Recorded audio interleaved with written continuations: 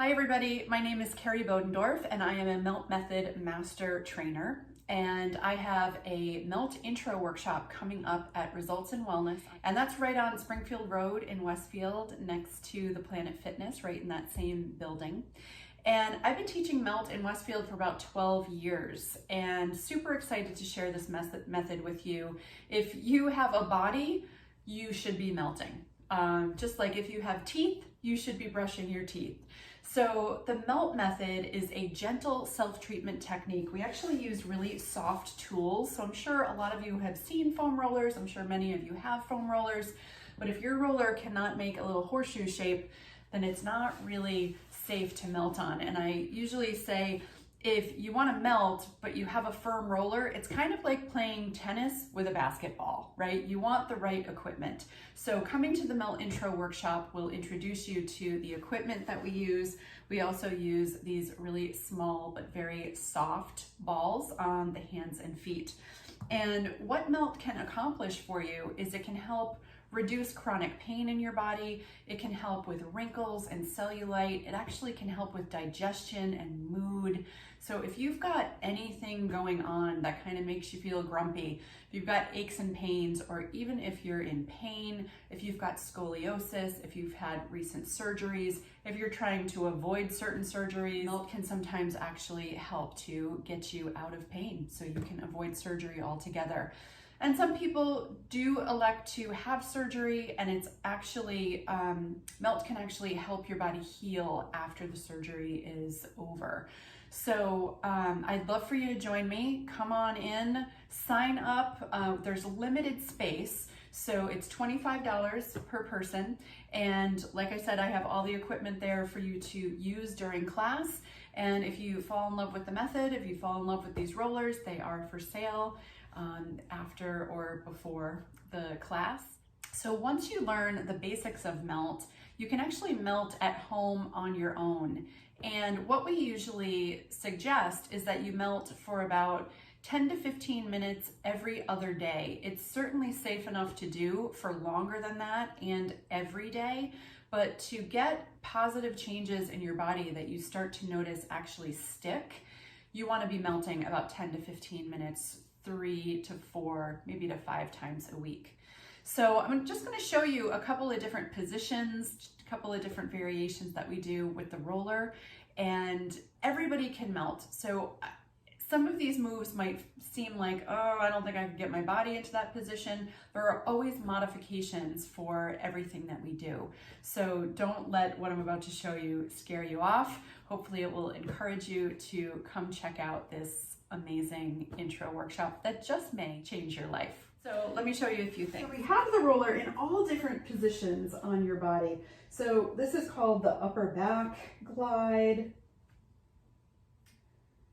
and shear. We also place the pelvis on the roller through the pelvis, not in the low back. Lots of people love to put the roller in the low back, but we actually place it underneath the pelvis.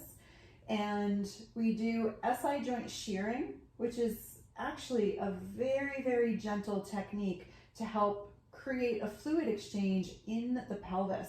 So this can help with low back pain. This can also help with anything going on in your hips.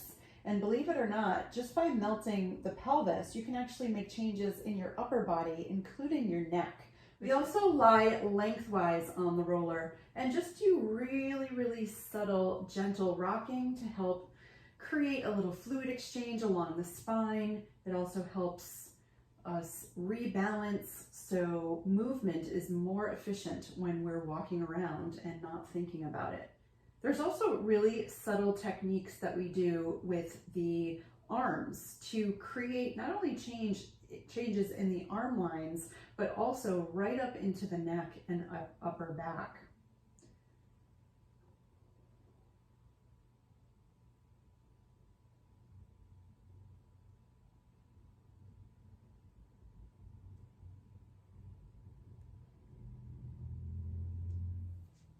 All of these moves that we do are super subtle and gentle, all designed to create more hydration in the connective tissue to give us more space in between our joints. Our muscles will have better timing so that we don't really have to think about moving. We just move in a pain-free way. We always pause and wait after we do a little shearing, allowing the tissue time to adapt. And then when you get off of that tissue, there's actually a rehydration that happens. So ideally, our connective tissue is a supportive structure in our body. So if we bend over and we stand back up, the connective tissue ideally kind of springs right back into place. But most of us, especially from our daily habits, whether we have repetitive postures, repetitive patterns that we constantly do, if we sit for long periods of time, our connective tissue looks much more like this dried out sponge. We all have one of these underneath our sinks, right? You kind of hear it crunching. So if you ever wonder what those sounds are when you turn our head and you swear other people can hear it, it's dehydration in that connective tissue layer.